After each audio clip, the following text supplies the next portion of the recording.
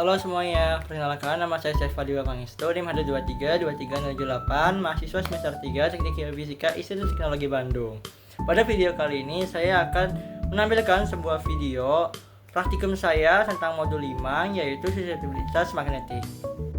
Jadi, praktikum pada modul ini memiliki beberapa tujuan. Yang pertama adalah memahami tentang metode geomagnet secara umum. Kemudian yang kedua adalah menentukan nilai susceptibilitas batuan berbasis massa. Yang ketiga, membandingkan nilai yang telah kita peroleh dengan literatur. Dan terakhir adalah menentukan faktor-faktor apa saja yang mempengaruhi pengukuran susceptibilitas. Apa sih metode geomagnet? Metode geomagnet adalah pengukuran anomali geomagnet yang diakibatkan oleh perbedaan susceptibilitas di bawah permukaan bumi. Apa sih susceptibilitas magnetik itu? Susceptibilitas magnetik itu adalah kemampuan suatu benda, dalam hal ini adalah batuan, untuk terinduksi oleh magnet luar. Nah, jika batuan atau benda ini diletakkan di medan magnet luar, itu intensitas magnetiknya akan berbanding lurus dengan kuat medan magnet yang menginduksinya. Nah, mineral penyusun batuan ini dibedakan berdasarkan nilai susceptibilitas itu ada 3. Yang pertama itu adalah ferromagnetik, yang kedua adalah paramagnetik, yang ketiga adalah diamagnetik.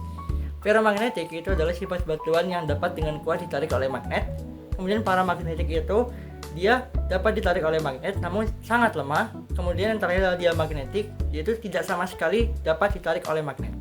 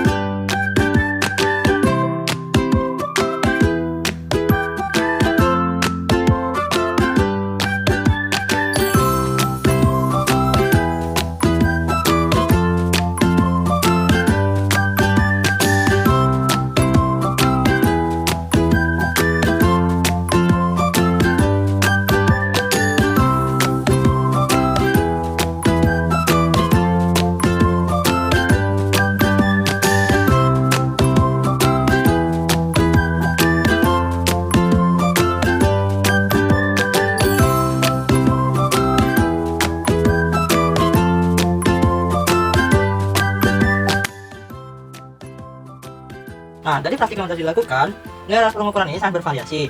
Nah, ada alat yang di bawah 5%, itu menunjukkan bahwa pengukuran telah dilakukan dengan tingkat presisi yang baik dan akurat.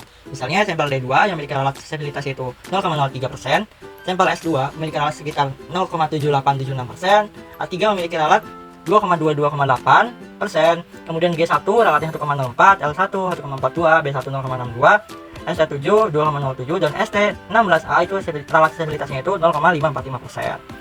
Hal ini mengindikasikan bahwa pengukuran susceptibilitas pada sampel-sampel tersebut dilakukan dengan konsistensi yang tinggi. Namun, ada juga alat yang ada di tengah-tengah, antara baik dan tidak. Contohnya itu adalah sampel ST34A dengan alat sekitar 6,06%, sampel ST41 alatnya 7,57%, dan ST12 8,35%. Nah, tapi ada satu sampel yang menunjukkan alat yang cukup signifikan, yaitu sampel ST3. Nah, sampel ST3 ini alatnya relatif sangat tinggi, sekitar 9,8%, hampir 10%, yang menandakan kesalahan dalam penggunaan alat atau ketidaksesuaian langkah selama pengukuran. Atau mungkin juga terdapat gangguan dari medan magnet luar. Secara keseluruhan, sampel yang alat kecil menunjukkan kualitas pengukuran yang baik. Sementara sampel yang alat yang besar memerlukan evaluasi lebih lanjut untuk mengidentifikasi dan memperbaiki penyebab kesalahan agar hasil pengukuran menjadi lebih akurat. Jika dibandingkan dengan literatur, D2 dan S3 memenuhi rentang sedimentary rock. Kemudian, sampel S2, A3, G1, B1, dan L1 memenuhi rentang batuan beku yang mungkin berjenis granit atau riolit karena penampilannya yang felsic. Sampel S7 dan ST34A memenuhi rentang sandstone atau batu pasir. Yang terakhir adalah sampel ST41, ST12, dan ST16.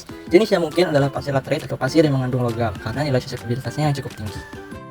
Namun jika diamati pada gambar dapat terlihat bahwa sampel D2 tidak menunjukkan sedimentary rock sama sekali, malah lebih condong ke batuan beku. Kembali lagi, hal ini disebabkan oleh kesalahan dalam pengukuran. Jadi kesimpulannya, ada beberapa faktor yang mempengaruhi pengukuran susceptibilitas magnetik ini. Yang pertama adalah ketepatan prosedur. Apabila kita melakukan prosedur dengan tepat, maka hasil yang didapatkan itu tidak akan berbeda jauh. Kemudian yang kedua adalah ada atau tidaknya medan magnet luar di sekitar sensor. Dan yang terakhir adalah ada atau tidaknya kandungan mineral logam pada batuan.